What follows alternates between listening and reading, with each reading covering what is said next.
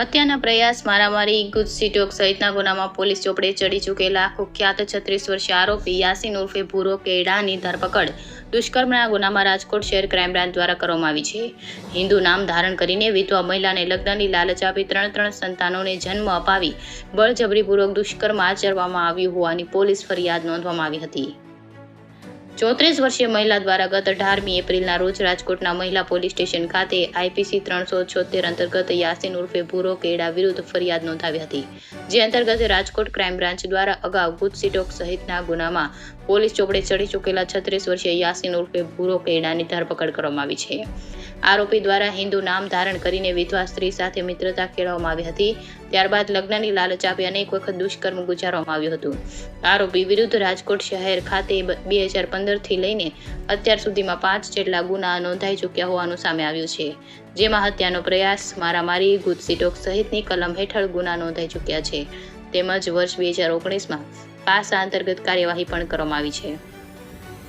Rajkot DCP crime Parthrajsinh ગોહિલના જણાવ્યા પ્રમાણે 34 વર્ષીય મહિલા દ્વારા મહિલા પોલીસ સ્ટેશને આપેલી ફરિયાદમાં જણાવવામાં આવ્યું હતું કે પોતે ટિફિન સર્વિસ તેમજ કપડાં વેચવાના વ્યવસાય સાથે સંકળાયેલી છે. આશરે 14 વર્ષ પૂર્વે તેના પતિએ ગળે ફાંસો ખાઈને આપઘાત કરી લીધો હતો. 8 વર્ષ પૂર્વે તેનો સંપર્ક યાસીન ઉર્ફે ભૂરા સાથે થયો હતો.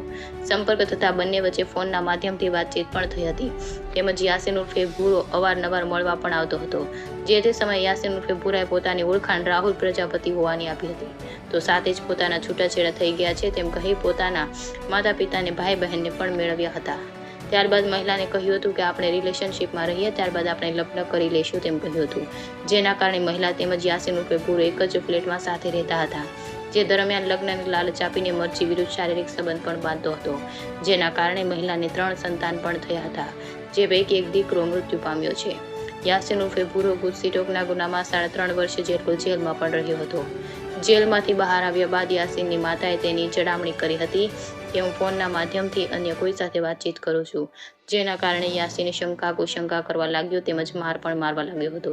ત્યારબાદ યાસીનને અવારનવાર લગ્નનું કહેતા તે બહાના બતાવીને વાતને ટાળી દેતો હતો. તેમજ મહિલા પાસે રહેલા ટિફિન સર્વિસના અને કપડાના પૈસા પણ જબરદસ્તીથી પડાવીને વાપરી નાખતો હતો. મહિલાએ પોલીસને આપેલી ફરિયાદમાં જણાવ્યું કે યાસીનને ડ્રગ્સ લેવાની પણ આદત છે. રિપોર્ટર ભરત ભરડવા સાથે રોહિત પોચાણી, રાજકોટ.